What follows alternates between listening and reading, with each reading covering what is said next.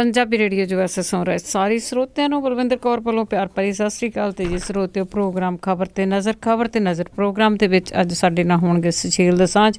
ਦੱਸਣਗੇ ਕਿ ਜਿਹੜੀਆਂ ਖਬਰਾਂ ਹੁੰਦੀਆਂ ਆ ਹੈਡਲਾਈਨਸ ਦੇ ਪਿੱਛੇ ਕੀ ਕੁਛ ਲੁਕਿਆ ਹੁੰਦਾ, ਉਹਨਾਂ ਨਾਲ ਗੱਲਬਾਤ ਕਰਾਂਗੇ। ਗੱਲਬਾਤ ਕਰਨ ਤੋਂ ਪਹਿਲਾਂ ਧੰਨਵਾਦ ਕਰਨਾ ਚਾਹੁੰਦੇ ਹਾਂ ਸਾਡੇ ਸਪਾਂਸਰ ਦਾ, ਜਿਨ੍ਹਾਂ ਨੇ ਇਸ ਪ੍ਰੋਗਰਾਮ ਨੂੰ ਸਪਾਂਸਰ ਕਰਕੇ ਤੁਹਾਡੇ ਤੱਕ ਪਹੁੰਚਾਇਆ ਜੀ। ਖਾਲਸਾ ਇੰਸ਼ੋਰੈਂਸ ਏਜੰਸੀ ਵਾਲੇ, ਜਿਨ੍ਹਾਂ ਦਾ ਫੋਨ ਨੰਬਰ 4082722500। ਸੁਰਿੰਦਰ ਕੌਰ ਧਾਮੀ ਤੇ ਪਰਿਵਾਰ ਸੀਰਜ ਤੋਂ, ਗੁਰਦੀਪ ਸਿੰਘ ਬਿਰਦੀ ਕਲੋਵਿਸ ਤੋਂ, ਸਤਨਾਮ ਸਿੰਘ ਸ਼ੇਰਗਿੱਲ ਤੇ ਪਰਿਵਾਰ ਸਲਮਾ ਤੋਂ, ਸੁੱਖਾ ਸਿੰਘ ਜੀ ਵਾਈਸੀਲੀਆ ਤੋਂ, Punjabi American senior citizen centre Bakersfield, Navjot Kaur Kaloti ਤੇ ਪਰਿਵਾਰ ਜੁਬਾ ਸਿਟੀ ਤੋਂ ਬਹੁਤ ਇਹਨਾਂ ਦੇ ਧੰਨਵਾਦੀ ਹਾਂ।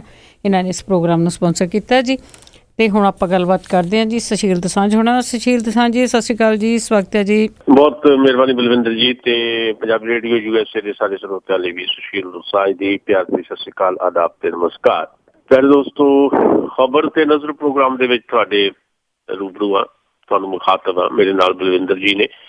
ਤੇ ਖਬਰ ਤੇ ਨਜ਼ਰ ਪ੍ਰੋਗਰਾਮ 'ਚ ਸਾਡਾ ਯਤਨ ਰਹਿੰਦਾ ਹੈ ਕਿ ਪੰਜਾਬ ਤੇ ਦੇਸ਼ ਦੀਆਂ ਸਿਆਸੀ ਤੇ ਸਮਾਜਿਕ ਘਟਨਾਵਾਂ ਤੇ ਅਸੀਂ ਟਿੱਪਣੀਆਂ ਕਰੀਏ ਆਪਣੀ ਸਮਝ ਦੇ ਮੁਤਾਬਕ। ਅਕਲ ਦਾ ਕੋਈ ਦਾਅਵਾ ਨਹੀਂ, ਪਰ ਫਿਰ ਵੀ ਕਿਤੇ ਨਾ ਕਿਤੇ ਕੁਝ ਜਾਣਕਾਰੀਆਂ ਜਿਹੜੀਆਂ ਸਾਡੀ ਸੂਝ ਦੇ ਮੁਤਾਬਕ ਤੁਹਾਡੇ ਨਾਲ ਸਾਂਝੀਆਂ ਕਰਨੀਆਂ ਜ਼ਰੂਰੀ ਹੈ, ਉਹ ਅਸੀਂ ਇਸ ਪ੍ਰੋਗਰਾਮ 'ਚ ਕਰਦੇ ਹਾਂ। ਤੇ ਗੱਲਬਾਤ ਦਾ ਸਿਲਸਿਲਾ ਹਰ ਵਾਰ ਵਾਂਗ ਸ਼ੁਰੂ ਕਰਨਗੇ ਬਲਵਿੰਦਰ ਜੀ। ਹਾਂ ਜੀ ਸੁਸ਼ੀਲ ਜੀ, ਪਹਿਲਾਂ ਤੇ ਤੁਹਾਨੂੰ ਅਸੀਂ ਬਹੁਤ ਮੁਬਾਰਕਬਾਦ ਦਿੰਦੇ ਹਾਂ ਕਿ ਤੁਸੀਂ ਸਿਲੈਕਟ ਕੀਤਾ ਗਿਆ ਤੁਹਾਨੂੰ ਕੁਛ ਹੋਰ ਪੱਤਰਕਾਰਾਂ ਦੇ ਨਾਲ ਸਾਹਿਤ ਦੇ ਵਿੱਚ ਜਿਨ੍ਹਾਂ ਦੀ ਕੋਈ ਦੇਣ ਆ, ਜਿਸ ਦੇ ਵਿੱਚ ਤੁਹਾਨੂੰ ਪੰਜਾਬੀ ਸਾਹਿਤ ਰਤਨ ਦੇ ਨਾਲ ਸਨਮਾਨਿਤ ਕੀਤਾ ਗਿਆ। ਬਹੁਤ ਮੁਬਾਰਕ ਦਿੰਦੇ ਹਾਂ ਪੰਜਾਬੀ ਰੇਡੀਓ USA ਵੱਲੋਂ ਤੇ ਸਾਰੇ ਹੀ ਸਾਡੇ ਸਰੋਤਿਆਂ ਵੱਲੋਂ ਜੀ। ਬਹੁਤ ਮਿਹਰਬਾਨੀ ਬਲਵਿੰਦਰ ਜੀ।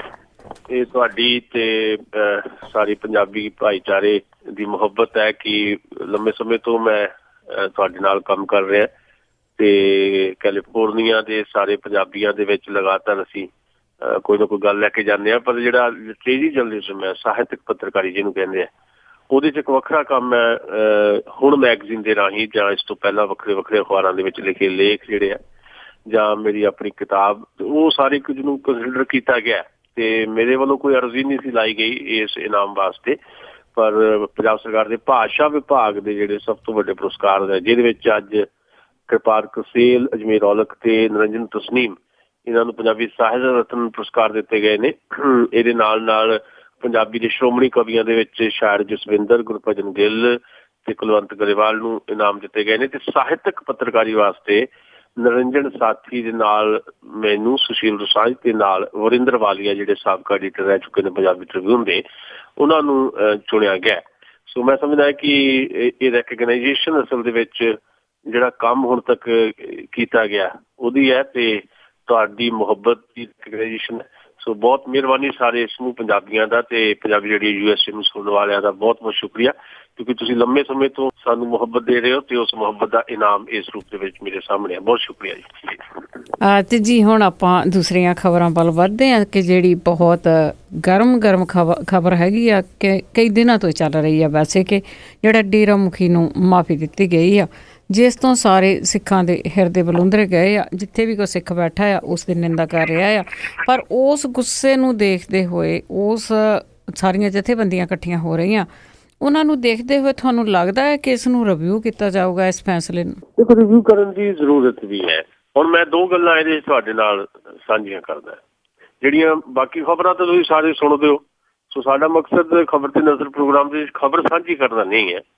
ਸਾਡਾ ਮਕਸਦ ਜਿਹੜੀਆਂ ਕੁਝ ਜ਼ਰੂਰੀ ਜਿਹੜੀਆਂ ਗੱਲਾਂ ਨਿਕਲਦੀਆਂ ਉਹਦੇ ਵਿੱਚੋਂ, ਜਾਂ ਅਸੀਂ ਸਮਝਦੇ ਹਾਂ ਕਿ ਇਸ ਐਂਗਲ ਤੋਂ ਗੱਲ ਸਮਝਣੀ ਚਾਹੀਦੀ ਹੈ, ਜਿਹੜੀਆਂ ਗੱਲਾਂ ਲੁਕੀਆਂ ਹੋਈਆਂ ਉਹ ਗੱਲ ਤੁਹਾਡੇ ਤੱਕ ਪਹੁੰਚਾਉਣ ਦੀ ਸਾਡੀ ਕੋਸ਼ਿਸ਼ ਹੈ। ਹੁਣ ਆਹ ਜਿਹੜੀ ਗੱਲ ਹੈ, ਖਬਰ ਤਾਂ ਖਬਰ ਹੈ ਸਿੰਪਲ, ਵੀ ਸ਼੍ਰੋਮਣੀ ਕਮੇਟੀ ਨੇ ਬਕਾਇਦਾ ਇੱਕ ਆਪਣੀ ਜਨਰਲ ਹਾਊਸ ਦੀ ਮੀਟਿੰਗ ਬੁਲਾਈ ਹੈ। ਜਨਰਲ ਹਾਊਸ ਦੀ ਮੀਟਿੰਗ ਦੇ ਵਿੱਚ ਸ਼੍ਰੋਮਣੀ ਕਮੇਟੀ ਨੇ ਸਿੰਘ ਸਾਹਿਬਾਨ ਨੇ ਜਿਹੜਾ ਫੈਸਲਾ ਲਿਆ ਡੇਰਾ ਮੁਖੀ ਦੇ ਇਸ਼ੂ ਦੇ ਉੱਤੇ, ਉਹਨੂੰ ਮਾਫੀ ਦਿੱਤੀ, ਉਹਦੇ ਤੇ ਫਿਰ ਤੋਂ ਮੋਹਰ ਲਾਤੀ। ਪਰ ਇੱਥੇ ਸਮਝਣ ਵਾਲੀ ਗੱਲ ਹੈ ਕਿ ਸ਼੍ਰੋਮਣੀ ਕਮੇਟੀ ਫਿਰ ਤੋਂ ਉਹਦੀ ਹਮਾਇਤ ਕਰ ਰਹੀ ਹੈ, ਪਰ ਉਹਦੇ ਬਾਵਜੂਦ ਸ਼੍ਰੋਮਣੀ ਕਮੇਟੀ ਨੇ ਜਿਹੜੀ ਹਮਾਇਤ ਕੀਤੀ ਜਨਰਲ ਹਾਊਸ ਨੇ, ਇਹ ਸਰਬਸੰਮਤੀ ਨਾਲ ਨਹੀਂ ਹੋਈ, ਇਹ ਬਹੁਤ ਸੰਮਤੀ ਨਾਲ ਹੋਈ ਹੈ।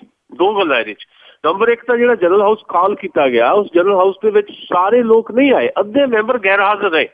ਸ਼੍ਰੋਮਣੀ ਗੁਰਦੁਆਰਾ ਪ੍ਰਬੰਧਕ ਕਮੇਟੀ ਦੇ ਜਨਰਲ ਸੈਕਟਰੀ ਤੋਂ ਲੈ ਕੇ ਅੱਧੇ ਮੈਂਬਰ ਗੈਰ ਹਾਜ਼ਰ ਸੀ। ਜਿਹੜੇ ਹਾਜ਼ਰ ਸੀ ਉਹਦੇ ਵਿੱਚੋਂ ਬਹੁਤਿਆਂ ਨੇ ਵਿਰੋਧ ਵੀ ਕੀਤਾ, ਜਾਣੀ ਇਹ ਸਰਬਸੰਮਤੀ ਨਹੀਂ ਹੋ ਸਕੀ ਇਸ ਇਸ਼ੂ ਦੇ ਉੱਤੇ। ਇਹਦਾ ਮਤਲਬ ਘੱਟ ਗਿਣਤੀ ਲੋਕਾਂ ਨੇ, ਜਿੱਦਾਂ ਦੇਸ਼ ਦੇ ਵਿੱਚ ਸਰਕਾਰ ਨਰਿੰਦਰ ਮੋਦੀ ਦੀ ਘੱਟ ਗਿਣਤੀ ਦੀ ਸਰਕਾਰ ਹੈ, 31-32% ਵੋਟਾਂ ਲੈ ਕੇ। ਏਦਾਂ ਹੀ ਜਨਰਲ ਹਾਊਸ ਦਾ ਅੱਧਾ ਹਾਊਸ ਖਾਲੀ, ਜਿਹੜਾ ਭਰਿਆ ਉਹਦੇ ਵਿੱਚੋਂ ਵੀ ਜਿਹੜੀ ਸ਼੍ਰੋਮਣੀ ਅਕਾਲੀ ਦਲ ਦੇ ਕੁਝ ਮੈਂਬਰ ਜਿਹੜੀ ਸਰਕਾਰ ਦੇ ਹੀ ਬੰਦੇ ਜਿਹੜੇ ਆ, ਉਹਨਾਂ ਨੇ ਵੀ ਇਸ ਮੁੱਦੇ ਦਾ ਵਿਰੋਧ ਕੀਤਾ। ਤੇ ਇਹ ਤੋਂ ਪਤਾ ਲੱਗਦਾ ਹੈ ਕਿ ਇਹਦੇ ਪ੍ਰਤੀ ਕਿੰਨਾ ਗੁੱਸਾ ਜਿਹੜਾ ਲੋਕਾਂ ਦਾ ਥੱਲੇ ਤੱਕ ਆਪਣੀ ਥਾਂ ਤੇ ਹੈ। ਥੱਲੇ ਜਿਹੜੇ ਸਿੱਖ ਹਲਕੇ ਹੈ ਜਾਂ ਸੜਕਾਂ ਤੇ ਗੁੱਸਾ ਦਿਖਾਈ ਦੇ ਰਿਹਾ, ਨਾਅਰੇ ਵੀ ਲੱਗੇ ਆ, ਮੱਕੜ ਹੋਰਾਂ ਦੇ ਸਾਹਮਣੇ ਮੱਕੜ ਹੋਰਾਂ ਦੇ ਖਿਲਾਫ ਨਾਅਰੇ ਲੱਗੇ ਆ, ਦੇ ਖਿਲਾਫ ਨਾਅਰੇਬਾਜ਼ੀ ਹੋਈ ਹੈ, ਮੁਜ਼ਾਹਰੇ ਲਗਾਤਾਰ ਹੋ ਰਹੇ ਆ। ਉਹ ਗੁੱਸਾ ਆਪਣੀ ਥਾਂ ਆ। ਸ਼੍ਰੋਮਣੀ ਗੁਰਦੁਆਰਾ ਪ੍ਰਬੰਧਕ ਕਮੇਟੀ ਜਿਹੜੀ ਚੁਣੀ ਹੋਈ ਕਮੇਟੀ ਹੈ ਤੇ ਜਿਹਦੇ ਤੇ ਬਾਦਲਾਂ ਦਾ ਕਬਜ਼ਾ, ਉਸ ਕਮੇਟੀ ਦੇ ਵਿੱਚ ਵੀ ਉਹਨਾਂ ਦੇ ਆਪਣੇ ਬੰਦਿਆਂ ਵੱਲੋਂ ਵੀ ਗੁੱਸਾ ਜ਼ਾਹਰ ਕੀਤਾ ਗਿਆ। ਨੰਬਰ 1। ਨੰਬਰ 2, ਇਹਦੇ ਤੇ ਗੱਲ ਇਹ ਹੈ ਵੀ ਜਿਹੜੀ ਬਹੁਤ ਜ਼ਿਆਦਾ ਇੰਪੋਰਟੈਂਟ ਗੱਲ ਮੈਂ ਸਮਝਦਾ, ਉਹ ਗੱਲ ਇਹ ਹੈ ਵੀ ਇੱਕ ਵਿਰੋਧਤਾ ਹੈ ਜਿਹੜਾ ਸਾਡੇ ਸਾਹਮਣੇ, ਇੱਕ ਵਿਰੋਧ ਸੰਤ ਸਮਾਜ ਕਰ ਰਿਹਾ। ਹੁਣ ਸੰਤ ਸਮਾਜ ਕਿਹੜਾ? ਸੰਤ ਸਮਾਜ ਬਾਬਾ ਹਰਨਾਮ ਸਿੰਘ ਖਾਲਸਾ ਦੀ ਅਗਵਾਈ ਦੇ ਵਿੱਚ ਉਹਨਾਂ ਨੇ ਜਵੱਦੀ ਕਲਾਂ ਗੁਰਦੁਆਰੇ ਦੇ ਵਿੱਚ ਲੁਧਿਆਣੇ ਦੇ ਵਿੱਚ ਮੀਟਿੰਗ ਕਾਲ ਕੀਤੀ। ਇੱਕ ਮੀਟਿੰਗ ਦੇ ਵਿੱਚ ਉਹਨਾਂ ਨੇ ਫੈਸਲਾ ਕੀਤਾ ਵੀ ਜੋ ਕੁਝ ਕੀਤਾ ਗਲਤ ਕੀਤਾ ਗਿਆ, ਇਹਨੂੰ ਰਿਵਿਊ ਕੀਤਾ ਜਾਏ। ਤੇ ਉਹਨਾਂ ਨੇ ਜਿਹੜਾ ਸ਼੍ਰੋਮਣੀ ਕਮੇਟੀ ਨੂੰ ਵੀ ਕਿਹਾ ਤੇ ਰਿਵਿਊ ਹੋਵੇ, ਤੇ ਅਕਾਲ ਤਖ਼ਤ ਸਾਹਿਬ ਨੂੰ ਵੀ ਬੇਨਤੀ ਕੀਤੀ ਤੇ ਰਿਵਿਊ ਹੋਵੇ। ਨਾਲ ਉਹਨਾਂ ਨੇ ਪੰਜਾਬ ਬੰਦ ਦੇ ਸੱਦੇ ਦੇ ਵਿੱਚ ਵੀ ਸ਼ਾਮਲ ਹੋਣ ਦੀ ਗੱਲ ਕਹਿਤੀ। ਇਹ ਕੌਣ ਹੈ ਸੰਤ ਸਮਾਜ ਵਾਲੇ? ਹਰਨਾਮ ਸਿੰਘ ਖਾਲਸਾ ਹੋਰੀ ਜਿਹੜੀ ਦਮਦਮੀ ਟਕਸਾਲ ਦੇ ਚੀਫ ਹੈ। ਇਹ ਪਿਛਲੇ 7-8 ਸਾਲ ਤੋਂ ਲਗਾਤਾਰ ਬਾਦਲਾਂ ਦੇ ਨਾਲ ਦਿਖਾਈ ਦਿੰਦੇ ਰਹੇ ਆ। ਕੋਈ ਵੀ ਸਰਕਾਰੀ ਪ੍ਰੋਗਰਾਮ, ਵੱਡਾ ਪ੍ਰੋਗਰਾਮ, ਕੋਈ ਚਾਹੇ ਚੱਪੜਚਿੜੀ ਕਰਨਾ ਹੋਵੇ, ਕਿਤੇ ਵੀ ਕਰਨਾ ਹੋਵੇ, ਉਹ ਇਹ ਸੰਤ ਸਮਾਜ ਦੇ ਆਗੂ ਜਿਹੜੇ ਹੈ ਜਾਂ ਸੰਤ ਸਮਾਜ ਦੇ ਵਿੱਚ ਹੋਰ ਬਾਕੀ ਡੇਰੇ ਆ, ਉਹ ਡੇਰੇਦਾਰ ਦੂਏ ਤੀਏ ਸਾਰੇ ਇਕੱਠੇ ਹੋ ਕੇ ਬਾਦਲ ਸਾਹਿਬ ਦੇ ਸਿਰ ਤੇ ਹੱਥ ਰੱਖਦੇ ਰਹੇ ਆ ਤੇ ਸੁਖਬੀਰ ਸਿੰਘ ਬਾਦਲ ਇਹਨਾਂ ਦੇ ਗੋਡੀ ਹੱਥ ਲਾਉਂਦੇ ਰਹੇ ਆ। ਤੇ ਅੱਜ ਅਚਾਨਕ ਸੰਤ ਸਮਾਜ ਵੀ ਜਿਹੜਾ ਵੱਖਰਾ ਹੋ ਗਿਆ, ਜਿਹੜੀ ਸਰਕਾਰ ਦੇ ਨਾਲ ਹੁਣ ਤੱਕ ਚੱਲਣ ਵਾਲਾ ਸੰਤ ਸਮਾਜ, ਉਹਨੇ ਵੀ ਵੱਖਰਾ ਸਟੈਂਡ ਲਿਆ। ਇਹਦਾ ਮਤਲਬ ਦੁਬਦਾ ਦੀ ਸਥਿਤੀ ਹੈ। ਜਾਂ ਤਾਂ ਇਹ 'ਚ ਕੋਈ ਰਣਨੀਤਿਕ ਜਾਂ ਦਾਅਪੇਚ ਟੈਕਟੀਕਲੀ ਬਾਦਲ ਸਾਹਿਬ ਦੀ ਜਾਂ ਅਕਾਲੀ ਦਲ ਦੀ ਕੋਈ ਟੈਕਟੀਕਲੀ ਲਾਈਨ ਹੈ ਵੀ ਜਾਣਬੁੱਝ ਕੇ ਸੰਤ ਸਮਾਜ ਨੂੰ ਜਿਹੜਾ ਇਹ ਗੁੱਸਾ ਆ, ਇਸ ਗੁੱਸੇ ਨੂੰ ਸੰਤ ਸਮਾਜ ਰਾਹੀਂ ਕਿਤੇ ਨਾ ਕਿਤੇ ਚੈਨਲਾਈਜ਼ ਕਰਨ ਦੀ ਕੋਸ਼ਿਸ਼ ਹੈ, ਜਾਂ ਗੁੱਸੇ ਨੂੰ ਮੱਠਾ ਕਰਨ ਦੀ ਕੋਸ਼ਿਸ਼ ਹੈ, ਕੋਈ ਨਾ ਕੋਈ ਰਸਤਾ ਲੱਭਣ ਦੀ ਕੋਸ਼ਿਸ਼ ਹੈ। ਟੈਕਟੀਕਲੀ ਵੀ ਹੋ ਸਕਦਾ ਹੈ, ਜਾਂ ਫਿਰ ਸੱਚਮੁੱਚ ਸੰਤ ਸਮਾਜ ਨੇ ਇਸ ਇਸ਼ੂ ਦੇ ਉੱਤੇ ਜੇ ਸਟੈਂਡ ਲਿਆ ਤਾਂ ਇਹ ਵੀ ਬਾਦਲ ਸਾਹਿਬ ਵਾਸਤੇ ਜਾਂ ਸ਼੍ਰੋਮਣੀ ਅਕਾਲੀ ਦਲ ਵਾਸਤੇ ਦਿੱਕਤ ਵਾਲੀ ਗੱਲ ਹੈ। ਇਸ ਸਾਰੀ ਸਥਿਤੀ ਨੂੰ ਦੇਖਦੇ ਹਾਂ, ਬਿਲਕੁਲ ਤਾਜ਼ਾ ਖਬਰ ਜਿਹੜੀ ਸਾਡੇ ਕੋਲ ਹੁਣ ਆਈ ਹੈ, ਦੇਰ ਰਾਤ ਜਿਹੜੀ ਮੀਟਿੰਗ ਹੋਈ ਹੈ ਸਿੰਘ ਸਾਹਿਬਾਨ ਨੇ, ਗਿਆਨੀ ਗੁਰਬਚਨ ਸਿੰਘ ਹੋਰਾਂ ਨੇ ਜਿਹੜਾ ਗੱਲ ਸਾਹਮਣੇ ਲਿਆਂਦੀ, ਉਹਦਾ ਸਾਡੇ ਕੋਲ ਜਿਹੜਾ ਵਿਊ ਆਇਆ ਉਹ ਇਹ ਹੈ ਵੀ ਸਿੰਘ ਸਾਹਿਬ ਇਹ ਕਹਿ ਰਹੇ ਹੁਣ, ਲੇਟੈਸਟ ਜਿਹੜੀ ਨਿਊਜ਼ ਹੈ ਗਿਆਨੀ ਗੁਰਬਚਨ ਸਿੰਘ ਹੋਰੀ, ਕਿ ਉਹ ਆਪਣੇ ਹੀ ਫੈਸਲੇ ਤੇ ਵਿਚਾਰ ਫਿਰ ਤੋਂ ਕਰਨਗੇ, ਰਿਵਿਊ ਕਮੇਟੀ ਬਣਾਉਣ ਦਾ ਐਲਾਨ ਕਰਤਾ ਜੀ। ਕਿਹਾ ਇਹ ਗਿਆ ਕਿ ਪੰਜਾਬ 'ਚ ਅਮਨ ਅਮਾਨ ਰਵੇ, ਇਸ ਕਰਕੇ ਇੱਕ ਐਮਰਜੈਂਸੀ ਮੀਟਿੰਗ ਬੁਲਾਈ ਦੇਰ ਰਾਤੀ ਜਥੇਦਾਰ ਸਾਹਿਬ ਨੇ, ਤੇ ਮੀਟਿੰਗ ਦੇ ਵਿੱਚ ਬਕਾਇਦਾ ਫੈਸਲਾ ਕੀਤਾ ਕਿ ਇਸ ਫੈਸਲੇ ਨੂੰ ਰਿਵਿਊ ਕੀਤਾ ਜਾਏ ਤੇ ਰਿਵਿਊ ਕਮੇਟੀ ਬਣਾਈ ਜਾਏ। ਇਸ ਕਮੇਟੀ 'ਚ ਨਿਰਪੱਖ ਜਿਹੜੇ ਆ ਪੰਥਕ ਵਿਦਵਾਨ ਲਏ ਜਾਣਗੇ ਤੇ ਦੇਸ਼ ਵਿਦੇਸ਼ ਜਿਹੜੇ ਲੋਕ ਵਸੇ ਹੋਏ ਆ ਗੁਰਸਿੱਖ, ਉਹਨਾਂ ਤੋਂ ਸੁਝਾਅ ਲਏ ਜਾਣਗੇ ਵੀ ਇਹ ਜਿਹੜਾ ਗੁਰੂ ਗੋਬਿੰਦ ਸਿੰਘ ਜੀ ਸਾਂਗ ਰਚਿਆ ਸੀ ਡੇਰਾ ਮੁਖੀ ਨੇ 2007 ਦੇ ਵਿੱਚ, ਤੇ ਉਹ ਜਿਹੜਾ ਫੈਸਲਾ ਕੀਤਾ ਸੀ ਰੋਟੀ ਬੇਟੀ ਦੀ ਸਾਂਝ ਦਾ ਵੀ ਬਾਈਕਾਟ ਕਰ ਦਿੱਤਾ ਸੀ। ਰੋਟੀ ਬੇਟੀ ਦੀ ਸਾਂਝ ਨਾ ਕੀਤੀ ਜਾਏ ਇਹਨਾਂ ਦੇ ਨਾਲ, ਇਹ ਗੱਲਾਂ ਹੁਕਮਨਾਮੇ ਦੇ ਵਿੱਚ ਸੀ। ਆਪਣੇ ਹੀ ਹੁਕਮਨਾਮੇ ਨੂੰ ਰੱਦ ਕਰ ਦਿੱਤਾ ਹੁਣ ਅਕਾਲ ਤਖ਼ਤ ਸਾਹਿਬ ਨੇ। ਉਹਦੇ ਕੀ ਕਾਰਨ ਹੈ ਕੀ ਨਹੀਂ, ਇਹਦੇ 'ਚ ਬਹੁਤ ਸਾਰੀ ਪੋਲੀਟਿਕਸ ਹੈ, ਸਿਆਸਤ ਹੈ। ਉਹਦੇ 'ਚ ਭਾਰਤੀ ਜਨਤਾ ਪਾਰਟੀ ਦਾ ਦਬਾਅ ਹੈ ਜੀ, ਇਹ ਚੰਡੀਗੜ੍ਹੋਂ ਫੈਸਲਾ ਹੋਇਆ ਜੀ, ਜਾਂ ਦਿੱਲੀੋਂ ਫੈਸਲਾ ਕਰਵਾਇਆ ਗਿਆ, ਇਹ ਸਾਰੀਆਂ ਚੀਜ਼ਾਂ ਇਹਦੇ ਵਿੱਚ ਇਨਵੋਲਵ ਹੈ। ਇਹਦੀ ਗੱਲਾਂ ਤੁਹਾਡੇ ਕੋਲ ਆ ਚੁੱਕੀਆਂ, ਅਸੀਂ ਕਰ ਵੀ ਚੁੱਕੇ ਹਾਂ, ਮੈਂ ਉਹ ਦੁਹਰਾਉਂਦਾ ਨਹੀਂ। ਪਰ ਹਾਲ ਫਿਲਹਾਲ ਜੋ ਤਾਜ਼ਾ ਜਾਣਕਾਰੀ ਹੈ, ਇਹ ਸਾਰੇ ਸਰਕਮਸਟੈਂਸ ਦੇ ਵਿੱਚ ਡੇਰਾ ਮੁਖੀ ਨੂੰ ਮਾਫੀ ਦੇ ਮਸਲੇ ਦੇ ਉੱਤੇ ਜਥੇਦਾਰ ਸਾਹਿਬਾਨ ਰਿਵਿਊ ਕਰਨ ਲਈ ਤਿਆਰ ਹੋ ਗਏ ਨੇ। ਰਿਵਿਊ ਕਮੇਟੀ ਬਣਾਉਣ ਦਾ ਫੈਸਲਾ ਕਰ ਲਿਆ ਗਿਆ। ਦੁਨੀਆ ਭਰ ਦੇ ਸਿੱਖਾਂ ਤੋਂ ਸੁਝਾਅ ਮੰਗੇ ਜਾਣਗੇ। ਇਹ ਤਾਜ਼ਾ ਜਾਣਕਾਰੀ ਹੈ। ਇਹਦਾ ਭਾਵ ਹੈ ਕਿ ਇੱਕ ਪ੍ਰੈਸ਼ਰ, ਅੰਦਰੂਨੀ ਪ੍ਰੈਸ਼ਰ ਵੀ ਸ਼੍ਰੋਮਣੀ ਅਕਾਲੀ ਦਲ ਦੇ ਅੰਦਰ, ਸ਼੍ਰੋਮਣੀ ਕਮੇਟੀ ਦੇ ਅੰਦਰ ਦਾ ਪ੍ਰੈਸ਼ਰ, ਤੇ ਸਿੱਖ ਜਥੇਬੰਦੀਆਂ ਦਾ ਪ੍ਰੈਸ਼ਰ ਤੇ ਆਮ ਲੋਕਾਂ ਦਾ ਜਿਹੜਾ ਗੁੱਸਾ, ਉਹ ਸਾਰੀਆਂ ਚੀਜ਼ਾਂ ਜਿਹੜੀਆਂ ਇਹਦੇ ਵਿੱਚ ਇਨਵੋਲਵ ਹੈ, ਜਿਹਦੇ ਕਰਕੇ ਸਿੰਘ ਸਾਹਿਬਾਨ ਨੂੰ ਫੇਰ ਤੋਂ ਰਿਵਿਊ ਕਰਨ ਵਾਸਤੇ ਮਜਬੂਰ ਹੋਣਾ ਪਿਆ ਜੀ। ਹਾਂ ਜੀ, ਬਿਲਕੁਲ ਜਿਸ ਤਰ੍ਹਾਂ ਤੁਸੀਂ ਦੱਸਿਆ ਕਿ ਰਿਵਿਊ ਕਮੇਟੀ ਬਣਾਈ ਜਾਊਗੀ। ਬਹੁਤ ਸਾਰੀਆਂ ਕਮੇਟੀਆਂ ਕਈ ਸਾਲਾਂ ਤੋਂ ਸੁਣਦੇ ਆਏ ਆ, ਪਰ ਕਿਸੇ ਦਾ ਜਿਹੜਾ ਕਦੀ ਵੀ ਕੋਈ ਨਹੀਂ ਸੁਣੀ ਗਈ, ਨਾ ਉਹਨਾਂ ਕਮੇਟੀਆਂ ਦੀ ਕਦੀ ਜਿਹੜੀ ਜੋ ਵੀ ਉਹਨਾਂ ਨੇ ਛਾਣਬੀਣ ਕੀਤੀ ਆ ਉਹਨਾਂ ਨੂੰ ਕਦੀ ਕਿਤੇ ਸੁਣਿਆ ਗਿਆ। ਅਤੇ ਅੱਗੇ ਆਪਾਂ ਜੇ ਕਿਸਾਨਾਂ ਦੀ ਗੱਲ ਕਰੀਏ ਕਿ ਕਿਸਾਨਾਂ ਦੇ ਹਾਲਾਤ ਬਹੁਤ ਮਾੜੇ ਆ। ਕਦੀ ਉਹਨਾਂ ਨੂੰ ਕੁਦਰਤੀ ਆਫਤਾਂ ਪੈ ਗਈਆਂ, ਕਦੀ ਚਿੱਟਾ ਮੱਛਰ ਪੈ ਗਿਆ, ਕਦੀ ਆ ਜਿਹੜੇ ਬਿਲਕੁਲ ਤੁਰੇ ਫਿਰਦੇ ਆ ਨੀਲੇ ਤਾਂ ਚਿੱਟੇ, ਕਦੀ ਉਹ ਪੈ ਗਏ ਉਹਨਾਂ ਨੂੰ, ਅਤੇ ਕਿਸਾਨਾਂ ਦੀ ਹਾਲਾਤ ਮਾੜੇ ਆ। ਤਾਂ ਫਿਰ ਵੀ ਜਿਹੜੀ ਬੀਬੀ ਹਰਸਿਮਰਤ ਕੌਰ ਆ, ਆਪਣੇ ਪ੍ਰਕਾਸ਼ ਸਿੰਘ ਬਾਦਲ ਹੋਰਾਂ ਦੀ ਨੂੰਹ ਆ, ਉਹਨਾਂ ਨੇ ਇਹ ਬਿਆਨ ਦਿੱਤਾ ਕਿ ਪੰਜਾਬ ਦੇ ਕਿਸਾਨਾਂ ਨੂੰ ਵਿਸ਼ੇਸ਼ ਪੈਕੇਜ ਦੀ ਕੋਈ ਲੋੜ ਨਹੀਂ। ਦੇਖੋ ਤੁਸੀਂ ਮਤਲਬ ਕਈ ਵਾਰੀ ਤੁਸੀਂ ਤਾਂ ਭਾਵ ਤੁਹਾਨੂੰ ਨਹੀਂ ਮੈਂ ਕਹਿ ਰਿਹਾ, ਮਤਲਬ ਕਈ ਵਾਰ ਤੁਸੀਂ ਸਾਰੇ ਜਾਂ ਜਿਹੜੇ ਲੋਕ ਹੈ ਹੋਰ ਤਰੀਕੇ ਨਾਲ ਅਸੀਂ ਸਾਰੀਆਂ ਗੱਲਾਂ ਸੋਚਦੇ ਹਾਂ। ਅਸੀਂ ਸੋਚਦੇ ਹਾਂ ਕਿ ਹੇਠਲੇ ਲੈਵਲ ਦੇ ਉੱਤੇ ਜਿਹੜੀ ਲੋਕਾਂ ਦੀ ਮੁਸੀਬਤਾਂ ਨੂੰ ਛੁਟਕਾਰਾ ਪਾਉਣ ਵਾਸਤੇ ਸਰਕਾਰ ਦੀ ਇੱਕ ਜ਼ਿੰਮੇਵਾਰੀ ਹੈ, ਸਰਕਾਰ ਨੂੰ ਜ਼ਿੰਮੇਵਾਰੀ ਨਿਭਾਉਣੀ ਚਾਹੀਦੀ ਹੈ। ਇਹ ਲੰਮੇ ਸਮੇਂ ਤੋਂ ਕਿਸਾਨੀ ਵਾਸਤੇ ਆਰਥਿਕ ਪੈਕੇਜ ਮੰਗਿਆ ਜਾ ਰਿਹਾ। ਕੇਂਦਰ ਸਰਕਾਰ ਦੇ ਕੋਲ ਕਈ ਵਾਰ ਇਹ ਗੱਲ ਜਾ ਚੁੱਕੀ ਹੈ, ਚਾਹੇ ਪਿਛਲੀ ਸਰਕਾਰ ਸੀ ਚਾਹੇ ਹੁਣ ਨਰਿੰਦਰ ਮੋਦੀ ਸਰਕਾਰ ਹੈ, ਕਿ ਪੰਜਾਬ ਦੀ ਕਿਸਾਨੀ ਨੂੰ ਸਪੈਸ਼ਲ ਪੈਕੇਜ ਦੀ ਜ਼ਰੂਰਤ ਹੈ। ਪਰ ਇਹਨਾਂ ਦਿਨਾਂ ਦੇ ਵਿੱਚ ਇੱਕ ਵੱਡਾ ਮਸਲਾ ਪੈਦਾ ਹੋ ਗਿਆ, ਚਿੱਟੇ ਮੱਛਰ ਵਾਲਾ ਤੁਸੀਂ ਜਿੱਦਾਂ ਜ਼ਿਕਰ ਕੀਤੀ ਹੈ। ਉਹਦੇ ਵਿੱਚ ਕੀ ਆਇਆ ਵੀ ਇੱਕ ਡਾਇਰੈਕਟਰ ਜਿਹੜਾ ਖੇਤੀਬਾੜੀ ਮਹਿਕਮੇ ਦਾ, ਉਹਦੀ ਛੁੱਟੀ ਕਰਕੇ ਉਹਨੂੰ ਸਸਪੈਂਡ ਕਰਕੇ ਸਮਝ ਲਿਆ ਗਿਆ ਵੀ ਠੀਕ ਹੈ ਜੀ ਹੁਣ ਮਸਲਾ ਜਿਹੜਾ ਠੰਡਾ ਪੈ ਜਾਏਗਾ। ਪਰ ਉਸ ਡਾਇਰੈਕਟਰ ਨੇ ਵੀ ਖੁਦ ਕੱਲ ਪਰਸੋਂ ਦੋਸ਼ ਲਾ ਦਿੱਤੇ ਵੀ ਜੋ ਮੈਂ ਕੀਤਾ ਮੇਰਾ ਕਸੂਰ ਆਪਣੀ ਥਾਂ ਦੇ ਉੱਤੇ ਆ, ਪਰ ਜੋ ਖੇਤੀ ਮਹਿਕਮੇ ਨੇ ਮੈਨੂੰ ਕਿਹਾ, ਯਾਨੀ ਇਹਦੇ ਵਾਸਤੇ ਜਿੰਨੇ ਵੀ ਫੈਸਲੇ ਹੋਏ ਕੀਟਨਾਸ਼ਕਾਂ ਦੀ ਜਿਹੜੀ ਖਰੀਦ ਸੀ ਉਹਦੇ ਜਿੰਨੇ ਫੈਸਲੇ ਹੋਏ ਖੇਤੀ ਮੰਤਰੀ ਦਾ ਫੈਸਲਾ ਸੀ, ਜਥੇਦਾਰ ਤੋਤਾ ਸਿੰਘ ਦਾ। ਉਹ ਹੁਣ ਸਰਕਾਰ ਘਿਰ ਗਈ, ਜਥੇਦਾਰ ਤੋਤਾ ਸਿੰਘ ਘਿਰ ਗਏ, ਬਾਦਲ ਸਾਹਿਬ ਵੀ ਘਿਰ ਗਏ। ਉਹ ਬਾਦਲ ਸਾਹਿਬ ਜਿਨ੍ਹਾਂ ਨੇ ਮੰਗਲ ਸਿੰਘ ਨੂੰ ਪਹਿਲਾਂ ਡਾਇਰੈਕਟਰ ਦੇ ਅਹੁਦੇ ਤੋਂ ਸਸਪੈਂਡ ਕੀਤਾ, ਜਿਹੜਾ ਕਿ ਖਾਸ ਮੰਨਿਆ ਜਾਂਦਾ ਸੀ ਬਾਦਲ ਸਾਹਿਬ ਦਾ, ਤੇ ਬਾਅਦ ਵਿੱਚ ਬਾਦਲ ਸਾਹਿਬ ਨੇ ਇਹ ਕਿਹਾ ਕਿ ਕਿਸਾਨੀ ਦੀ ਜਿਹੜੀ ਬਰਬਾਦੀ ਹੋਈ ਹੈ ਉਹਦੇ ਕਰਕੇ ਕੁਦਰਤੀ ਆਫਤ ਜ਼ਿੰਮੇਵਾਰ ਹੈ, ਸਰਕਾਰ ਜ਼ਿੰਮੇਵਾਰ ਨਹੀਂ, ਕੀਟਨਾਸ਼ਕ ਜ਼ਿੰਮੇਵਾਰ ਨਹੀਂ। ਜਦਕਿ ਬੇਸਿਕ ਗੱਲ ਇਹ ਹੈ ਕਿ ਕਿਸਾਨੀ ਖਾਸ ਤੌਰ ਤੇ ਜਿਹੜੀ ਕਾਟਨ ਬੈਲਟ ਹੈ, ਨਰਮੇ ਤੇ ਕਪਾਹ ਦੀ ਜਿਹੜੀ ਖੇਤੀ, ਉਹਦੀ ਬਰਬਾਦੀ ਦਾ ਕਾਰਨ BT ਬੀਜ ਹੈ। BT ਕਾਟਨ ਦਾ ਜਿਹੜਾ ਬੀਜ ਹੈ ਉਹ ਪਹਿਲੇ ਦਿਨ ਤੋਂ ਹੀ ਜ਼ਹਿਰ ਵਾਲਾ ਬੀਜ ਆ, ਉਹ ਜ਼ਹਿਰਾਂ ਉਹਦੇ ਵਿੱਚ ਹੈਗੀਆਂ ਤੇ ਕਿਹਾ ਗਿਆ ਕਿ ਇਹ ਜ਼ਹਿਰਾਂ ਇਹਦੇ ਵਿੱਚ ਹੈ, ਇਸ ਬੀਜ ਦੇ ਵਿੱਚ, ਇਸ ਕਰਕੇ ਕੀਟਨਾਸ਼ਕ ਨਹੀਂ ਹੋਏਗਾ। ਪਰ ਉਦੋਂ ਵੀ ਅਸੀਂ ਸ਼ੰਕੇ ਪ੍ਰਗਟ ਕੀਤੇ ਸੀ ਕਿ ਇਹ ਹੌਲੀ ਹੌਲੀ ਜਿਹੜੇ ਕੀਟ ਹੈਗੇ ਆ, ਕੀਟ ਪਤੰਗੇ ਆ ਜਾਂ ਮੱਖੀ ਮੱਛਰ ਜੋ ਵੀ ਹੈ, ਉਹ ਹੌਲੀ ਹੌਲੀ ਇਹਦੇ ਆਦੀ ਹੋ ਜਾਣਗੇ। ਇਸ ਕਰਕੇ ਜਿਹੜੀ ਕਾਟਨ ਹੈ, BT ਕਾਟਨ ਬੀਜ, ਇਹ ਵੀ ਅਸਰ ਕਰਨ ਹਟ ਜੂ। ਤੇ ਉਹੀ ਗੱਲ ਹੋਈ, ਜਿਹੜੇ ਕੀਟ ਪਤੰਗੇ ਸੀ ਉਹ ਹੋਰ ਜ਼ਿਆਦਾ ਤਾਕਤਵਰ ਹੋ ਗਏ ਤੇ ਉਸ ਤੋਂ ਬਾਅਦ ਫਿਰ ਜ਼ਹਿਰੀਲੀਆਂ ਦਵਾਈਆਂ ਹੋਰ ਵਰਤੀਆਂ ਗਈਆਂ, ਕੀਟਨਾਸ਼ਕ, ਉਹਦੇ ਵਿੱਚ ਕਰੋੜਾਂ ਰੁਪਏ ਦੇ ਘਪਲੇ ਹੋ ਗਏ ਜਿਹਨਾਂ ਤੋਂ ਖਰੀਦਦਾਰੀਆਂ ਕੀਤੀਆਂ ਗਈਆਂ। ਸਾਰਾ ਮਸਲਾ ਸਾਡੇ ਸਾਹਮਣੇ ਆ। ਤੇ ਇਹਦੇ ਵਿੱਚ ਵੀ ਬਾਦਲ ਸਾਹਿਬ ਕਹਿੰਦੇ ਜੀ ਇਹ ਤਾਂ ਕੁਦਰਤੀ ਆਫਤ ਹੈ। ਬਲਵਿੰਦਰ ਸਿੰਘ ਭੁੱਲਰ ਸਾਹਿਬ ਜਿਹੜੇ ਆ ਉਹ ਕਹਿੰਦੇ ਜੀ ਕਿਸਾਨ ਹੀ ਜ਼ਿੰਮੇਵਾਰ ਇਹਦੇ ਲਈ। ਖੇਤੀ ਡਾਇਰੈਕਟਰ ਜਿਹੜਾ ਐਗਰੀਕਲਚਰ ਯੂਨੀਵਰਸਿਟੀ ਦਾ ਵਾਈਸ ਚਾਂਸਲਰ ਹੈ ਬਲਦੇਵ ਸਿੰਘ ਗਿੱਲ, ਉਹ ਵੀ ਕਹਿੰਦਾ ਕਿਸਾਨ ਜ਼ਿੰਮੇਵਾਰ ਹੈ ਜੀ। ਤੇ ਫਿਰ ਬਲਵਿੰਦਰ ਭੁੱਲਰ ਤੇ ਬਲਦੇਵ ਸਿੰਘ ਗਿੱਲ ਨੂੰ ਉੱਥੋਂ ਭੱਜਣਾ ਪੈਂਦਾ, ਉਹ ਫਿਰ ਸਧਾਰਨ ਕਿਸਾਨ ਵੀ ਚੱਕ ਕੇ ਉਹਨਾਂ ਦਾ ਘਿਰਾਓ ਕਰਨ ਦੀ ਕੋਸ਼ਿਸ਼ ਕਰਦੇ ਆ। ਇਸ ਸਾਰੇ ਸਰਕਮਸਟੈਂਸ ਦੇ ਵਿੱਚ ਬਾਦਲ ਸਾਹਿਬ 600 ਕਰੋੜ ਰੁਪਏ ਦਾ ਐਲਾਨ ਕਰਕੇ ਸੁਰਖਰੂ ਹੋ ਜਾਂਦੇ ਆ ਵੀ 600 ਕਰੋੜ ਦਾ ਐਲਾਨ ਕਰ ਦਿੱਤਾ, ਕਿਸਾਨੀ ਦੀ ਜਿਹੜੀ ਬਰਬਾਦੀ ਹੋਈ ਹੈ ਉਹਨਾਂ ਨੂੰ ਪੈਰਾ ਸਿਰ ਕਰਾਂਗੇ। ਕਿਸਾਨ ਇਹ ਕਹਿੰਦੇ ਆ ਕਿ ਨੁਕਸਾਨ ਤਾਂ 4000 ਕਰੋੜ ਦਾ ਹੋਇਆ, ਤੁਸੀਂ 600 ਕਰੋੜ ਰੁਪਏ ਦੇ ਕੇ ਕਿਸਾਨਾਂ ਨੂੰ ਭਿਖਾਰੀ ਬਣਾ ਰਹੇ ਹੋ, ਕਿਸਾਨ ਦੇ ਪੱਲੇ ਕੀ ਪਏਗਾ। ਤੇ ਬੀਬੀ ਹਰਸਿਮਰਤ ਕੌਰ ਬਾਦਲ ਕਹਿੰਦੀ ਹੈ ਵੀ ਬਾਦਲ ਸਾਹਿਬ ਨੇ ਜੇ ਉਹ ਦੇ ਦਿੱਤਾ ਠੀਕ ਹੈ, ਕਿਸਾਨੀ ਨੂੰ ਪੈਕੇਜ ਦੀ ਜ਼ਰੂਰਤ ਨਹੀਂ। ਉਹਨਾਂ ਨੂੰ ਪੈਕੇਜ ਦੀ ਇਸ ਕਰਕੇ ਜ਼ਰੂਰਤ ਨਹੀਂ ਕਿਉਂਕਿ ਆਪ ਵੀ ਉਹ ਕਿਸਾਨ ਹੀ ਹੈ, ਉਹਨਾਂ ਦੇ ਵੱਡੇ ਫਾਰਮ ਹੈ, ਉਹਨਾਂ ਨੂੰ ਇਹ ਦਿੱਕਤ ਨਹੀਂ ਹੈਗੀ। ਪ੍ਰੋਬਲਮ ਤਾਂ ਛੋਟੇ ਕਿਸਾਨ ਦੀ ਹੈ, ਜਿਹਦੇ ਕੋਲ 5 ਏਕੜ ਜ਼ਮੀਨ ਹੈ, 6 ਏਕੜ ਜ਼ਮੀਨ ਹੈ, 2 ਏਕੜ ਜ਼ਮੀਨ ਹੈ, ਜਿਹਦੀ ਸਾਰੀ ਫਸਲ ਤਬਾਹ ਹੋ ਗਈ, ਜਿਹਦੇ ਖੁਦਕੁਸ਼ੀਆਂ ਕਰ ਰਹੇ ਕਿਸਾਨ ਹੈ, ਧਰਨੇ ਲੱਗੇ ਹੋਏ ਉਹਦੇ ਵਿੱਚ ਹੀ ਕਿਸਾਨ ਖੁਦਕੁਸ਼ੀਆਂ ਕਰ ਰਹੇ ਆ, ਉਹਨਾਂ ਦੀ ਪ੍ਰੋਬਲਮ ਹੈ। ਬੀਬੀ ਹਰਸਿਮਰਤ ਕੌਰ ਬਾਦਲ ਨੂੰ ਸੱਚਮੁੱਚ ਕੋਈ ਪੈਕੇਜ ਨਹੀਂ ਚਾਹੀਦਾ, ਪਰ ਪੰਜਾਬ ਦੀ ਕਿਸਾਨੀ ਨੂੰ ਬਚਾਉਣ ਵਾਸਤੇ, ਪੰਜਾਬ ਨੂੰ ਬਚਾਉਣ ਵਾਸਤੇ ਪੈਕੇਜ ਦੀ ਜ਼ਰੂਰਤ ਹੈ।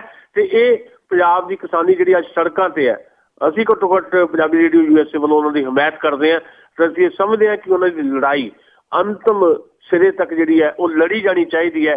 ਤੇ ਪੰਜਾਬ ਦੀਆਂ ਜਮਹੂਰੀਅਤ ਪਸੰਦ ਤੇ ਜਿਹੜੀਆਂ ਲੋਕ ਹਿੱਤਾਂ ਨੂੰ ਪ੍ਰਣਾਈਆਂ ਧਿਰਾਂ ਹੈ, ਉਹਨਾਂ ਸਾਰਿਆਂ ਨੂੰ ਅੱਜ ਪੰਜਾਬੀ ਕਿਸਾਨੀ ਦਾ ਸਾਥ ਦੇਣਾ ਚਾਹੀਦਾ ਹੈ ਜੀ। ਹਾਂਜੀ ਬਿਲਕੁਲ, ਉਹਨਾਂ ਦਾ ਸਾਥ ਜਿਹੜਾ ਆ ਹਰ ਇੱਕ ਦਾ ਫਰਜ਼ ਆ ਜਿਹੜਾ ਬਣਦਾ ਹੈ। ਅਤੇ ਅੱਗੇ ਆਪਾਂ ਗੱਲ ਕਰੀਏ ਜੀ ਕਾਂਗਰਸ ਦੀ, ਜਿਨ੍ਹਾਂ ਦੇ ਵਿੱਚ ਕਾਟੋ ਕਲੇਸ਼ ਕਈ ਸਾਲਾਂ ਤੋਂ ਤੁਰਿਆ ਹੁੰਦਾ ਆ, ਉਸ ਦੇ ਲਈ ਅੱਜ ਗੱਲ ਕਰੀਏ ਆਪਾਂ ਕੈਪਟਨ ਅਮਰਿੰਦਰ ਸਿੰਘ ਦੀ। ਉਹ ਇੰਗਲੈਂਡ ਦੇ ਵਿੱਚ ਗਏ ਹੋਏ ਨੇ ਤੇ ਪਿੱਛੋਂ ਜਿਸ ਤਰ੍ਹਾਂ ਮੇਲੇ ਤੇ ਲੋਕ ਹੈਗੀਆਂ ਜਿਹੜੀਆਂ ਰਾਜਨੀਤਿਕ ਪਾਰਟੀਆਂ ਆ, ਉਹਨਾਂ ਦੇ ਅਖਾੜੇ ਵੀ ਲੱਗ ਰਹੇ ਆ ਜੀ ਉੱਥੇ। ਤੇ ਪਰ ਜਿਸ ਤਰ੍ਹਾਂ ਉਹ ਇੰਗਲੈਂਡ ਗਏ ਹੋਏ ਆ ਤੇ ਕੀ ਸੰਕੇਤ ਮਿਲਦੇ ਨੇ ਤੁਹਾਨੂੰ ਕਿ ਉਹ ਕੋਈ ਵੱਖਰੀ ਪਾਰਟੀ ਬਣਾਉਣ ਵਾਲੇ ਨੇ? ਦੇਖੋ ਸਾਡੇ ਕੋਲ ਉੱਥੋਂ ਇੰਗਲੈਂਡ ਤੋਂ ਇੱਕ ਖਬਰ ਆਈ ਹੈ ਜੀ ਵੀ ਉੱਥੇ ਇੱਕ ਇਕੱਠ ਕੀਤਾ ਗਿਆ ਲੀਸਟਰ ਦੇ ਵਿੱਚ, ਸ਼ਾਇਦ 300 ਬੰਦਾ ਜਿਹੜਾ ਓਵਰਸੀਜ਼ ਕਾਂਗਰਸ ਜਿਹੜੀ ਹੈ, ਜਿੱਦਾਂ ਵਿਦੇਸ਼ਾਂ ਦੇ ਵਿੱਚ ਜਿਹੜੀ ਕਾਂਗਰਸ ਪਾਰਟੀ ਦੀ ਯੂਨਿਟ ਹੈ ਖਾਸ ਤੌਰ ਤੇ ਬਰਤਾਨੀਆ 'ਚ ਜੀ, ਉਹਨਾਂ ਨੂੰ ਓਵਰਸੀਜ਼ ਕਾਂਗਰਸ ਕਹਿੰਦੇ ਆ। ਓਵਰਸੀਜ਼ ਕਾਂਗਰਸ ਵੱਲੋਂ ਕੁਝ ਇਕੱਠ ਕੀਤਾ ਗਿਆ ਸਾਰੇ ਬਰਤਾਨੀਆ ਤੋਂ 94 ਬੰਦੇ ਜਿਹੜੇ 300 ਦੇ ਕਰੀਬ ਬੁਲਾਏ ਗਏ। ਕੈਪਟਨ ਅਮਰਿੰਦਰ ਉਹਨਾਂ ਨੇ ਉਹਨਾਂ ਨੂੰ ਮੁਖਾਤਬ ਕੀਤਾ। ਉੱਥੇ ਜਿਹੜੀ ਗੱਲ ਹੋਈ ਜੋ ਸਾਨੂੰ ਪਤਾ ਲੱਗਾ ਕਿ ਕੈਪਟਨ ਅਮਰਿੰਦਰ ਨੂੰ ਉੱਥੇ ਕਾਂਗਰਸ ਦਾ ਬੈਨਰ ਨਹੀਂ ਲਗਵਾਉਣ ਦਿੱਤਾ, ਓਵਰਸੀਜ਼ ਕਾਂਗਰਸ ਦਾ। ਉਹ ਕੈਪਟਨ ਕਹਿੰਦੇ ਮੇਰੀ ਨਿੱਜੀ ਫੀਲਡ ਹੈ, ਇਸ ਕਰਕੇ ਮੈਂ ਆਪਣੀਆਂ ਕੋਈ ਨਿੱਜੀ ਗੱਲਾਂ ਤੁਹਾਡੇ ਨਾਲ ਸਾਂਝੀਆਂ ਕਰਾਂਗਾ, ਤੁਸੀਂ ਇਹਨੂੰ ਓਵਰਸੀਜ਼ ਕਾਂਗਰਸ ਦਾ ਬੈਨਰ ਨਾਲ। ਨੰਬਰ 1 ਇਹਦੇ ਤੋਂ ਇੱਕ ਤਾਂ ਭੁਲੇਖਾ ਜਿਹਾ ਖੜਾ ਹੋ ਗਿਆ ਵੀ ਕੀ ਕੈਪਟਨ ਅਮਰਿੰਦਰ ਸਿੰਘ ਨਿੱਜੀ ਫੇਰੀ ਦਾ ਨਾਂ ਦੇ ਕੇ ਓਵਰਸੀਜ਼ ਕਾਂਗਰਸ ਦੇ ਬੈਨਰ ਤੋਂ ਬਿਨਾਂ ਜੇ ਕੋਈ ਗੱਲ ਕਰ ਰਿਹਾ ਤਾਂ ਕੀ ਇਹਦਾ ਅਰਥ ਇਹ ਤਾਂ ਨਹੀਂ ਕਿ ਉਹ ਪੰਜਾਬ 'ਚ ਆ ਕੇ ਵੱਖਰੀ ਪਾਰਟੀ ਬਣਾਉਣ ਵੱਲ ਤੁਰ ਪੈਣਗੇ। ਨੰਬਰ 2 ਜਿਹੜੀਆਂ ਉੱਥੇ ਉਹਨਾਂ ਨੇ ਗੱਲਾਂ ਕੀਤੀਆਂ ਉਹਦੇ 'ਚ ਉਹਨਾਂ ਨੇ 2-3 ਗੱਲਾਂ ਕੀਤੀਆਂ ਬੜੀਆਂ ਇੰਪੋਰਟੈਂਟ ਕੈਪਟਨ ਅਮਰਿੰਦਰ ਹੋਰਾਂ ਨੇ। ਉਹਨਾਂ ਨੇ ਆਪਣੀ ਹਿਸਟਰੀ ਸਾਂਝੀ ਕੀਤੀ, ਖਾਸ ਤੌਰ ਦੇ ਉੱਤੇ ਪੋਲੀਟੀਕਲ ਕੈਰੀਅਰ ਦੇ ਵਿੱਚ ਜੋ ਕੁਝ ਕੈਪਟਨ ਅਮਰਿੰਦਰ ਸਿੰਘ ਹੋਰਾਂ ਨੇ ਹੁਣ ਤੱਕ ਜਿਹੜਾ ਅਚੀਵ ਕੀਤਾ ਜਾਂ ਗਵਾਇਆ। ਉਹਨਾਂ ਨੇ ਕਿਹਾ ਕਿ ਜਦੋਂ 84 ਦੇ ਵਿੱਚ ਦਰਬਾਰ ਸਾਹਿਬ ਦੇ ਉੱਤੇ ਹਮਲਾ ਹੋਇਆ ਤੇ ਮੈਂ ਮੈਂਬਰ ਪਾਰਲੀਮੈਂਟ ਸੀ ਤੇ ਮੈਂ ਮੈਂਬਰ ਪਾਰਲੀਮੈਂਟ ਦੀ ਹੈਸੀਅਤ ਤੋਂ ਅਸਤੀਫਾ ਦੇ ਦਿੱਤਾ, ਕਾਂਗਰਸ ਤੋਂ ਵੀ ਅਸਤੀਫਾ ਦੇ ਦਿੱਤਾ। ਦੂਜੀ ਗੱਲ ਉਹਨਾਂ ਨੇ ਕਹੀ 86 ਦੇ ਵਿੱਚ ਜਦੋਂ ਬਲੈਕ ਥੰਡਰ ਹੋਇਆ ਉਹ ਪੰਜਾਬ ਦੀ ਬਰਨਾਲਾ ਗਵਰਨਮੈਂਟ ਦੇ ਵਿੱਚ ਮੰਤਰੀ ਸੀ, ਐਗਰੀਕਲਚਰ ਮਿਨਿਸਟਰ, ਜਦੋਂ ਬਲੈਕ ਥੰਡਰ ਹੋਇਆ ਮੈਂ ਉੱਥੋਂ ਵੀ ਰਿਜ਼ਾਈਨ ਕਰਤਾ। ਤੀਜੀ ਗੱਲ ਉਹਨਾਂ ਨੇ ਇਹ ਕਹੀ ਵੀ ਜਿਹੜਾ ਪੰਜਾਬ ਵਿਧਾਨ ਸਭਾ ਦੇ ਵਿੱਚ ਪਾਣੀਆਂ ਦਾ ਮੁੱਦਾ ਆਇਆ ਤੇ ਮੈਂ ਆਪਣੀ ਹੀ ਪਾਰਟੀ ਦੇ ਖਿਲਾਫ ਸਟੈਂਡ ਲੈ ਕੇ ਪਾਣੀਆਂ ਦੇ ਸਾਰੇ ਪਿਛਲੇ ਸਮਝੌਤੇ ਵਿਧਾਨ ਸਭਾ ਦੇ ਵਿੱਚ ਰੱਦ ਕਰਵਾਏ। ਇਹ 3 ਗੱਲਾਂ ਕਰਕੇ ਉਹਨਾਂ ਨੇ ਇਹ ਦੱਸਣ ਦੀ ਕੋਸ਼ਿਸ਼ ਕੀਤੀ ਹੈ ਕਿ ਮੈਂ ਆਪਣੀ ਜ਼ਮੀਰ ਦੀ ਆਵਾਜ਼ ਸੁਣਦਾ ਰਿਹਾ ਤੇ ਉਹਦਾ ਸੰਕੇਤ ਇਹ ਗਿਆ। ਥੱਲੇ ਇੱਥੇ ਸਾਡੇ ਇੱਕ ਪੱਤਰਕਾਰ, ਸੀਨੀਅਰ ਪੱਤਰਕਾਰ ਨੇ ਰਿਪੋਰਟ ਵੀ ਲਾ ਦਿੱਤੀ ਹੈ ਇੱਕ ਅਖਬਾਰ ਦੇ ਵਿੱਚ ਵੀ ਇਹਨਾਂ ਗੱਲਾਂ ਕਰਕੇ ਸੰਕੇਤ ਇਹ ਮਿਲਦਾ ਵੀ ਸ਼ਾਇਦ ਪੰਜਾਬ 'ਚ ਆ ਕੇ ਵੱਖਰੀ ਪਾਰਟੀ ਬਣਾਉਣਗੇ। ਜਾਂਦਾ ਵੀ ਹੈ ਸੰਕੇਤ, ਪਰ ਅਸੀਂ ਇਹਦੇ 'ਚ ਥੋੜੇ ਮੁਤਫਿਕ ਨਹੀਂ ਹੈ। ਉਹਦਾ ਕਾਰਨ ਮੈਂ ਤੁਹਾਨੂੰ ਨਾਲ ਸਾਂਝੀ ਕਰਨੀ ਚਾਹੁੰਦਾ। ਉਹ ਇਹ ਹੈ ਕਿ ਇਨ ਬਿਟਵੀਨ ਕੀ ਹੋਇਆ ਕਿ ਛਪਾਰ ਦੇ ਮੇਲੇ ਤੇ ਪੋਲੀਟੀਕਲ ਕਾਨਫਰੰਸਾਂ ਹੋਈਆਂ। ਉਹ ਪੋਲੀਟੀਕਲ ਕਾਨਫਰੰਸਾਂ ਦੇ ਵਿੱਚ ਇੱਕ ਮੁੱਦਾ ਸਾਂਝੇ ਤੌਰ ਤੇ ਛਾਇਆ ਰਿਹਾ ਜਿਹੜਾ ਹੁਣੇ ਅਸੀਂ ਚਰਚਾ 'ਚ ਲੈ ਕੇ ਆਏ, ਕਿਸਾਨੀ ਦਾ ਮੁੱਦਾ, ਕਿਸਾਨ ਦੀ ਬਰਬਾਦੀ ਦਾ ਮੁੱਦਾ, ਚਿੱਟੇ ਮੱਛਰ ਦਾ ਮੁੱਦਾ। ਉਹਦੇ ਤੇ ਹਰ ਪਾਰਟੀ ਦਾ ਆਪਣਾ ਸਟੈਂਡ ਸੀ। ਪਰ ਕਾਂਗਰਸ ਪਾਰਟੀ ਦੀ ਕਾਨਫਰੰਸ ਦੇ ਵਿੱਚ ਜਿਹੜੇ ਆਇਆ, ਇੱਕ ਤਾਂ ਪ੍ਰਤਾਪ ਸਿੰਘ ਬਾਜਵਾ ਗੈਰ ਹਾਜ਼ਰ ਸੀ। ਦੂਜੀ ਗੱਲ ਸੁਨੀਲ ਜਾਖੜ ਨੇ ਉੱਥੇ ਇਹ ਗੱਲ ਕਹੀ ਵੀ ਇਹ ਅਗਲੇ ਮੁੱਖ ਮੰਤਰੀ ਜਿਹੜੇ ਆ ਪੰਜਾਬ ਦੇ, ਅਗਲੀ ਸਰਕਾਰ ਕਾਂਗਰਸੀ ਬਣੇਗੀ। ਇਹ ਉਹਨਾਂ ਨੇ ਸਟੇਜ ਤੋਂ ਕਿਹਾ ਅਗਲੀ ਸਰਕਾਰ ਕਾਂਗਰਸੀ ਬਣੇਗੀ ਪੰਜਾਬ ਦੇ ਵਿੱਚ, ਅਗਲੇ ਮੁੱਖ ਮੰਤਰੀ ਕੈਪਟਨ ਅਮਰਿੰਦਰ ਸਿੰਘ ਹੋਣਗੇ ਤੇ ਜਿਹੜਾ ਵੱਖਰੀ ਪਾਰਟੀ ਬਣਾਉਣ ਦਾ ਸ਼ੋਸ਼ਾ ਚੱਲ ਰਿਹਾ ਹੈ ਇਹ ਅਕਾਲੀ ਦਲ ਦਾ ਫੈਲਾਇਆ ਹੋਇਆ ਸ਼ੋਸ਼ਾ ਆ, ਕਿਉਂਕਿ ਅਕਾਲੀ ਦਲ ਕੈਪਟਨ ਅਮਰਿੰਦਰ ਦੇ ਮੁੱਖ ਮੰਤਰੀ ਵਜੋਂ ਆਉਣ ਤੋਂ ਡਰ ਰਿਹਾ ਹੈ। ਅਕਾਲੀ ਦਲ ਨੂੰ ਕੈਪਟਨ ਅਮਰਿੰਦਰ ਦਾ ਖੌਫ ਜਿਹੜਾ ਸਤਾ ਰਿਹਾ, ਇਹ ਕਿਹਾ ਸੁਨੀਲ ਜਾਖੜ ਨੇ। ਹੁਣ ਇਹ 2 ਗੱਲਾਂ ਜਿਹੜੀਆਂ ਆ, ਇੱਕ ਪ੍ਰਤਾਪ ਸਿੰਘ ਬਾਜਵਾ ਦਾ ਕਾਨਫਰੰਸ 'ਚ ਨਾ ਆਉਣਾ, ਪੂਰੀ ਤਰ੍ਹਾਂ ਕੈਪਟਨ ਦੇ ਹਮਾਇਤੀਆਂ ਦਾ ਕਾਨਫਰੰਸ ਤੇ ਕਬਜ਼ਾ ਤੇ ਕੈਪਟਨ ਅਮਰਿੰਦਰ ਨੂੰ ਭਵਿੱਖ ਦੇ ਮੁੱਖ ਮੰਤਰੀ ਵਜੋਂ ਪੇਸ਼ ਕਰਨਾ, ਤੇ ਉਧਰੋਂ ਮਨੀਸ਼ ਤਿਵਾੜੀ ਦਾ ਜਿਹੜੇ ਕਾਂਗਰਸ ਪਾਰਟੀ ਬੁਲਾਰੇ ਰਹੇ ਨੇ ਦਿੱਲੀੋਂ ਇਹ ਬਿਆਨ ਆ ਜਾਣਾ ਕਿ ਕੈਪਟਨ ਅਮਰਿੰਦਰ ਦੀ ਅਗਵਾਈ ਦੇ ਵਿੱਚ ਹੀ 217 ਦੇ ਵਿੱਚ ਕਾਂਗਰਸ ਪਾਰਟੀ ਚੋਣਾਂ ਜਿੱਤ ਸਕਦੀ ਹੈ। ਉਦੋਂ ਸ਼ਕੀਲ ਅਹਿਮਦ ਜਿਹੜੇ ਪੰਜਾਬ ਕਾਂਗਰਸ ਦੇ ਇੰਚਾਰਜ ਹੈ ਉਹਨਾਂ ਦਾ ਕਹਿਣਾ ਕਿ ਕੈਪਟਨ ਅਮਰਿੰਦਰ ਬਹੁਤ ਵੱਡੇ ਕੱਦ ਦੇ ਆਗੂ ਹੈ ਤੇ 15 ਦਿਨਾਂ ਦੇ ਵਿੱਚ ਉਹਨਾਂ ਦੇ ਆਉਣ ਤੋਂ ਬਾਅਦ ਜਿਹੜਾ ਪੰਜਾਬ ਕਾਂਗਰਸ 'ਚ ਮੁਕੰਮਲ ਏਕਤਾ ਹੋ ਜਾਏਗੀ।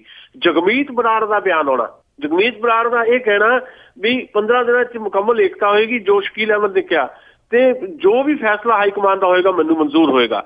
ਫਿਰ ਬੀਬੀ ਰਜਿੰਦਰ ਕੌਰ ਭੱਠਲ ਦਾ ਉਸੇ ਸੁਰ 'ਚ ਬੋਲਣਾ, ਉਹਨਾਂ ਦਾ ਵੀ ਇਹੀ ਕਹਿਣਾ ਕਿ ਕੈਪਟਨ ਅਮਰਿੰਦਰ ਵੱਖਰੀ ਪਾਰਟੀ ਨਹੀਂ ਬਣਾਉਣਗੇ। ਇਹ ਸਾਰੀਆਂ ਚੀਜ਼ਾਂ ਇਹ ਦਰਸਾਉਂਦੀਆਂ ਕਿ ਕੈਪਟਨ ਅਮਰਿੰਦਰ ਨੂੰ ਪ੍ਰਮੁੱਖ ਤੌਰ ਦੇ ਉੱਤੇ ਦਾਅਵੇਦਾਰ ਦੇ ਤੌਰ ਤੇ, ਮੁੱਖ ਮੰਤਰੀ ਦੇ ਦਾਅਵੇਦਾਰ ਤੌਰ ਦੇ ਤੇ ਪੇਸ਼ ਕਰਨ ਦੀ ਜਿਹੜੀ ਪੂਰੀ ਦੀ ਪੂਰੀ ਪਲਾਨਿੰਗ ਹੋ ਚੁੱਕੀ ਹੈ। ਕਿਉਂਕਿ ਸ਼ਕੀਲ ਅਹਿਮਦ ਨੇ ਇਹ ਵੀ ਗੱਲ ਕਹੀ ਹੈ ਵੀ ਰਾਹੁਲ ਗਾਂਧੀ ਨਾਲ ਕਿਸੇ ਕਿਸਮ ਦਾ ਕੋਈ ਟਕਰਾਅ ਨਹੀਂ ਹੈ ਕੈਪਟਨ ਅਮਰਿੰਦਰ ਦਾ।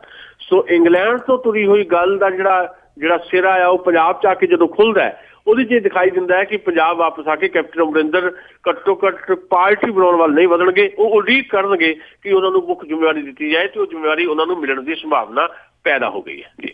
ਹਾਂਜੀ, ਤੇ ਅੱਗੇ ਆਪਾਂ ਗੱਲ ਕਰਦੇ ਸੀ ਨਰਿੰਦਰ ਮੋਦੀ ਦੀ, ਜਿਸ ਤਰ੍ਹਾਂ ਦੌਰੇ ਤੇ ਦੌਰਾ ਹੈ, ਜਿਸ ਦਿਨ ਦਾ ਵੀ ਪ੍ਰਧਾਨ ਮੰਤਰੀ ਬਣਿਆ, ਤੇ ਇੱਥੇ ਦੀ ਜਿਹੜੀ ਯਾਤਰਾ ਸੀ ਉਹਦੀ ਅਮਰੀਕਾ ਦੀ, ਉਸ ਦੀਆਂ ਕੀ ਖਬਰਾਂ ਨੇ?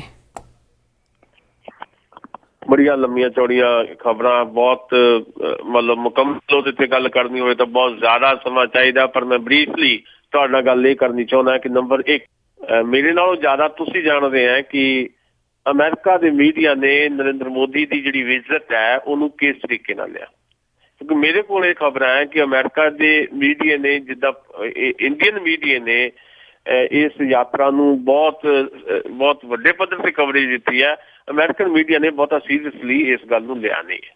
ਅਮਰੀਕਨ ਮੀਡੀਆ ਦੇ ਵਿੱਚ ਨਿਊਯਾਰਕ ਟਾਈਮਜ਼ ਦੀ ਇੱਕ ਐਡੀਟੋਰੀਅਲ ਦਾ ਮੈਨੂੰ ਯਾਦ ਆ ਰਿਹਾ, ਮੈਂ ਕੱਲ੍ਹ ਹੀ ਪੜ੍ਹਿਆ ਉਹ ਐਡੀਟੋਰੀਅਲ। ਉਹਦੇ ਐਡੀਟੋਰੀਅਲ ਨਿਊਯਾਰਕ ਟਾਈਮਜ਼ ਦੇ ਇੱਕ ਐਡੀਟੋਰੀਅਲ ਦੇ ਵਿੱਚ ਜ਼ਿਕਰ ਮੈਂ ਇੰਨਾ ਕੁ ਪੜ੍ਹਿਆ ਵੀ ਅਮਰੀਕਾ ਵਾਸਤੇ ਭਾਰਤ ਚੀਨ ਹੈ, ਨਵਾਂ ਚੀਨ।